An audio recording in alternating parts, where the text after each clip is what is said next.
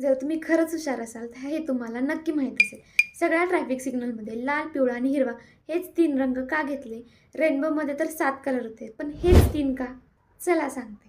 सुरुवात करूया लाल रंगापासून. लाल रंग म्हणजे थांबा. अगदी सोपं, पण का? लाल रंग म्हणजे डेंजर झोन. आपल्या आजूबाजूला बघा, आग लाल असते, रक्त लाल असते, लाल मिरची खाल्लं की तोंड भासतं.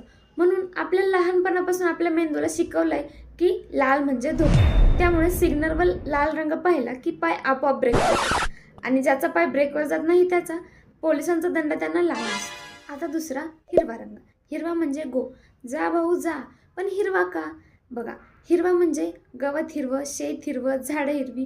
हिरवा म्हणजे पीस, नेचर आणि सेफ्टी.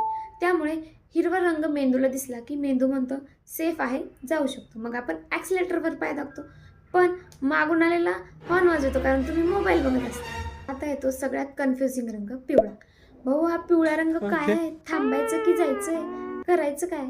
तर पिवळा म्हणजे वॉर्निंग.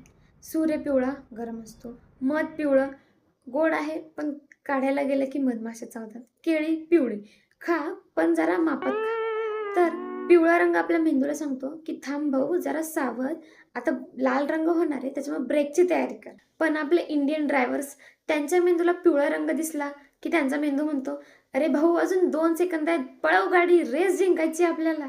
आता थोडं सायन्सवर बोलूयात. लाल रंगाची वेव्हलेंथ सगळ्यात जास्त असते, त्यामुळे ती दुरूनही दिसते.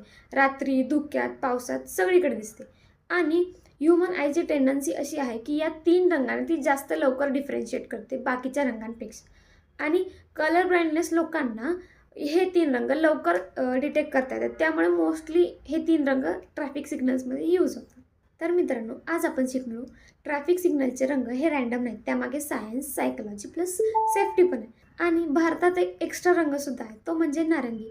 त्याचा अर्थ असा, रोड तुटलाय, 3 महिने बंद, दुसऱ्या रोडने जा.